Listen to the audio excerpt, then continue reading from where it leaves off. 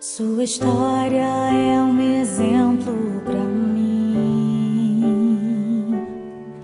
O seu testemunho tem me aproximado de Deus. Se eu viver mais de 80 anos, quero ser como você, pastor.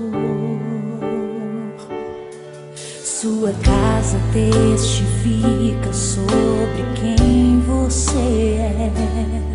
Sua obra, sua vida, seu amor, sua fé.